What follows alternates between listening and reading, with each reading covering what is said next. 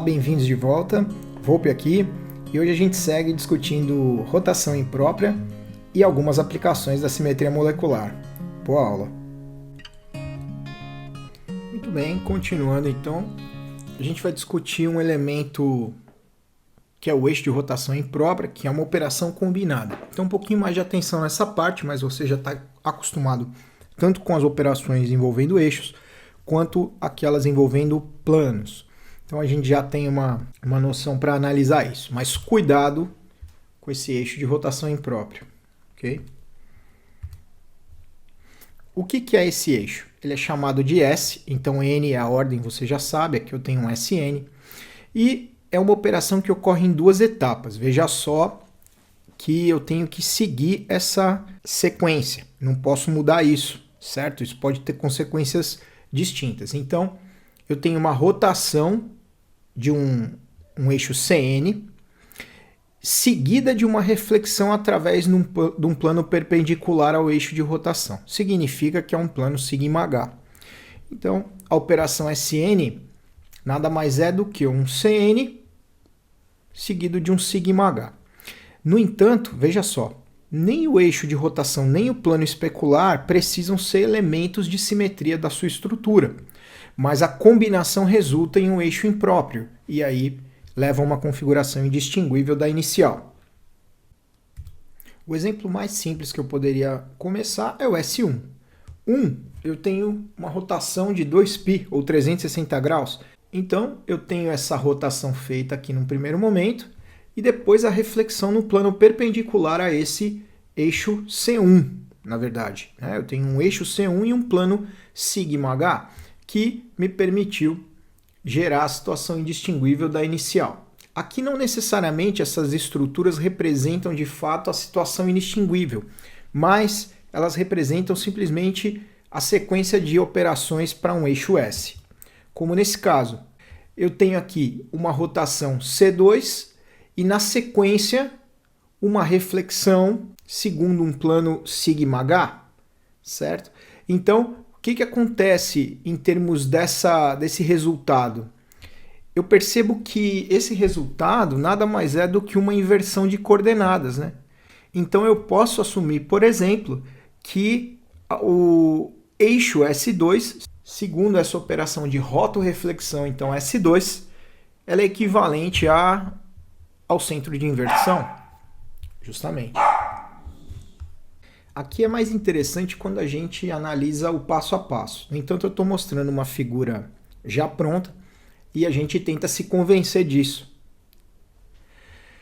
O que eu estou checando aqui? Eu estou checando um possível eixo S2, está marcado aqui nessa estrutura, e você está vendo então quais ligantes estão para frente no canto esquerdo, quais estão para trás e para frente no canto direito, etc. e tal.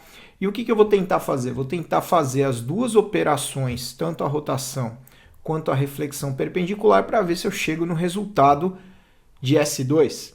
Uma dica, a gente já viu que S2 eu posso classificar como inversão. Então, uma maneira rápida de encontrar o eixo S2 é encontrar o centro de inversão. Aqui, se eu colocar esse ponto nessa posição onde está o laser, não é difícil de eu enxergar esse centro de inversão, ou a possibilidade dele, certo?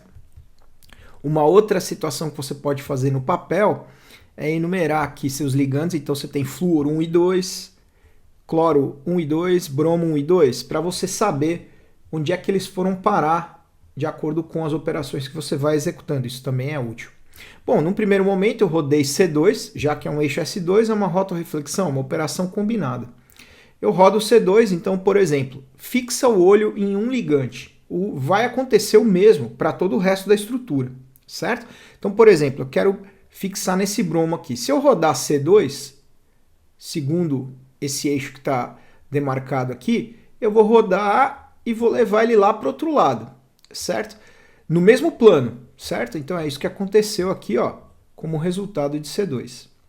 Depois eu vou fazer uma reflexão perpendicular aqui, ó, a esse eixo, num plano que corta a tela. Se esse plano corta a tela, eu vou refletir, por exemplo, esse ligante para baixo, ainda no mesmo plano. Olha lá ele aqui. Certo? Então acompanha agora um outro ligante, faz a mesma situação, você está vendo que o resultado vai se refletir em toda a estrutura, certo? Então, de fato, a gente chega à conclusão que esse eixo S2 está presente nessa molécula. Checando agora um outro exemplo, ainda, claro, na rotação imprópria, eu quero verificar esse eixo de ordem 3 aqui, o S3, certo? Então eu tenho um eixo impróprio 3 nessa estrutura. Se eu tiver essas operações em sequência aqui, combinadas, consecutivas, elas vão dar certo com relação à situação ficar indistinguível da inicial. Aqui tem um adendo. Aquela situação de enumerar os ligantes que eu falei anteriormente, ela já está apontada, então facilita a nossa visualização sobre o que está acontecendo através das operações. Em primeiro lugar, eu estou considerando o eixo C3 que passa aqui, ó, colinear com as ligações CL-P-Cl, tá vendo? Então, fazendo essa rotação, você está vendo que, de acordo com a situação de partida e com esse resultado, a rotação foi considerada no sentido horário, certo? No entanto, por convenção, você tem essas operações acontecendo primeiramente no sentido anti-horário, mas é um resultado que não vai atrapalhar a gente em termos do giro C3 em si. Então eu percebo que eu tive a rotação aqui, você vê pela alteração das numerações dos ligantes do plano. Fiz um C3? Fiz. Agora eu vou refletir através de um plano perpendicular a esse eixo principal. Quem que é o plano perpendicular a esse eixo principal? É o próprio plano trigonal aqui, da estrutura de bipirâmide trigonal. Então, refletindo esse plano σH, que é perpendicular a C3, eu vou trocar esses dois ligantes de posição, porque eles estão justamente perpendiculares ao plano, estão de frente aí para o plano, exatamente. Então você vai ver que Cl2 que está embaixo vai para cima, Cl1 que está em cima vai para baixo. A minha pergunta é, esse resultado aqui, ó, agora você tem que esquecer as numerações, porque as numerações são só um guia para nós, certo? Esse resultado aqui de baixo, ele é indistinguível desse resultado inicial aqui? Dessa situação inicial?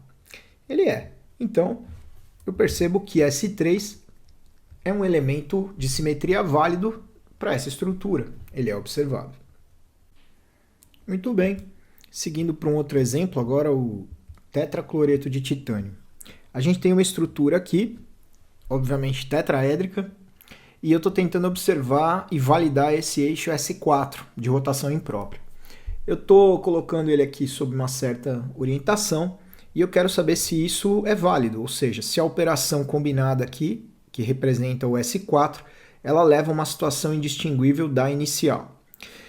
Perceba o seguinte, como eu falei, segue um pedaço da estrutura, né?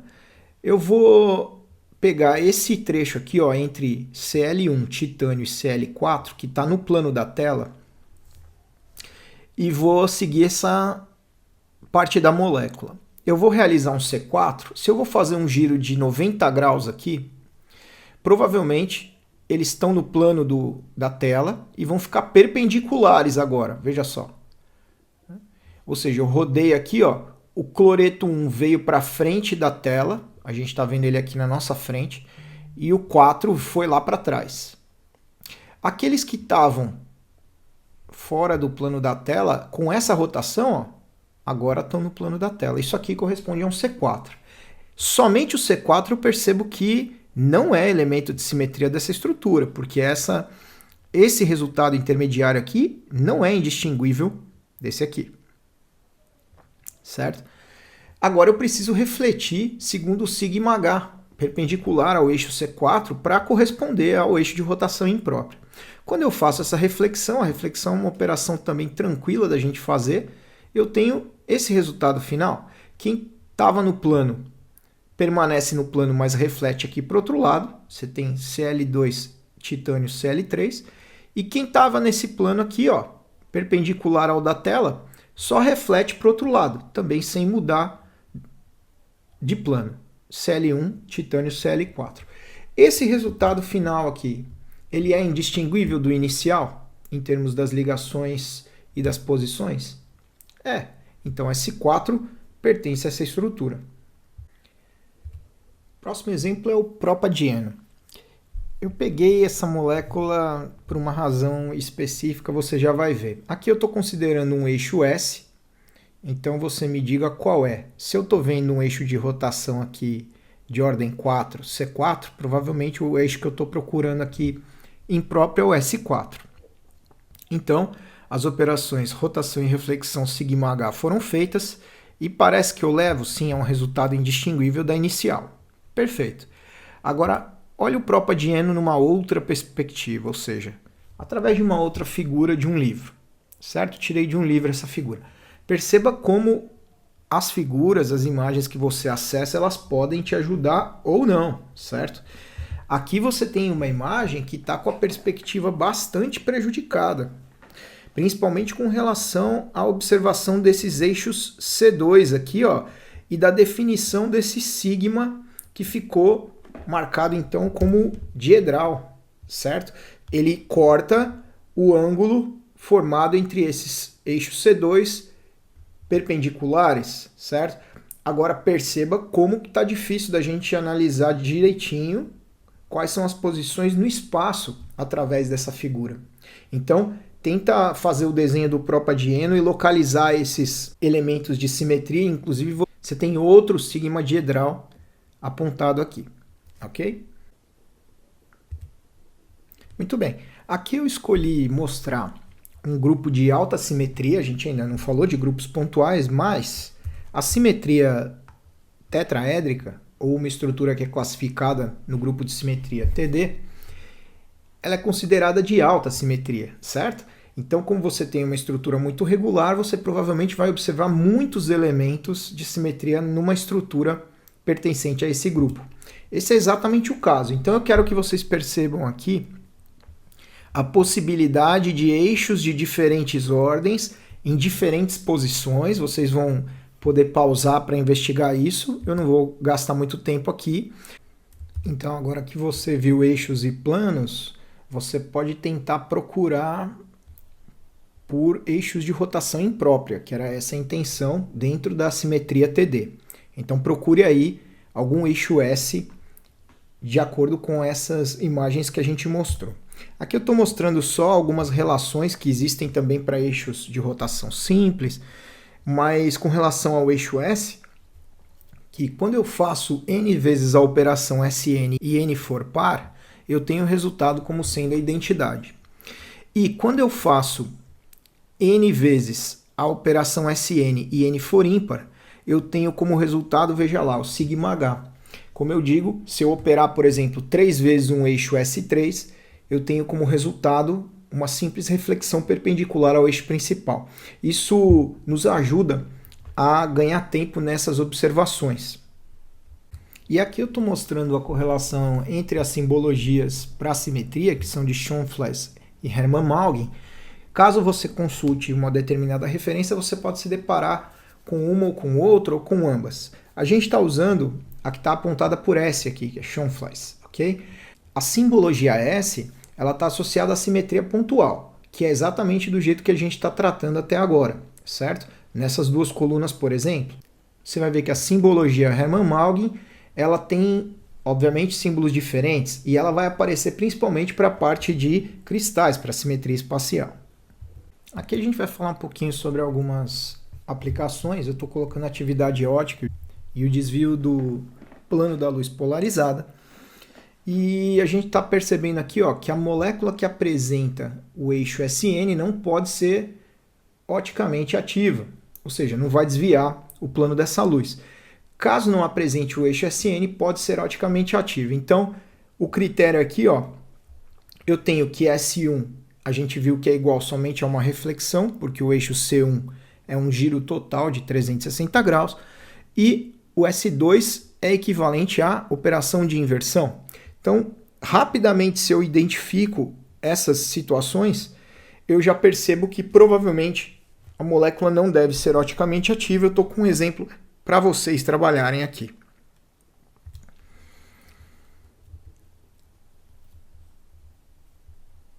Essa propriedade, obviamente, tem relação com o que a gente conhece sobre a quiralidade, Então, em um dos exemplos aqui, eu tenho um centro quiral, eu tenho um carbono quiral para uma dessas estruturas, vocês me digam qual é. Por fim, eu vou falar da polaridade. A gente já sabe que uma estrutura polar deve apresentar um momento de dipolo elétrico permanente, resultante, diferente de zero. É uma grandeza vetorial, já foi visto. Bem, e em termos da simetria, como que eu posso analisar a polaridade? Aqui eu coloquei que uma molécula não será polar se apresentar um centro de inversão.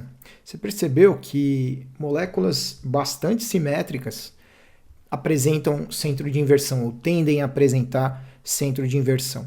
Quando eu tenho uma alta simetria, a minha chance de polaridade vai diminuir. Então isso faz sentido. Apresentar momento de dipolo elétrico perpendicular a qualquer plano de reflexão. Para isso eu precisaria verificar a estrutura, observar o momento de dipolo elétrico resultante e verificar a condição perpendicular ao plano de reflexão. Ou a condição perpendicular desse vetor, dessa grandeza momento de dipolo elétrico, a qualquer eixo de rotação. Então, em qualquer uma dessas circunstâncias, minha estrutura não será polar. Essa é uma nova possibilidade de abordar a polaridade quando a gente conhece um pouquinho da simetria molecular. Coloquei aqui ao final algumas outras aplicações que são bastante úteis e que tornam a simetria bastante útil dentro do contexto da química. E as principais aqui para os próximos cursos são com relação à espectroscopia, em termos de aplicações, e também de descrição de orbitais moleculares, através da teoria de grupos. Então é isso. Mais exemplos a gente discute lá na parte ao vivo. Obrigado pela presença, pela audiência, e a gente se vê na próxima. Até lá!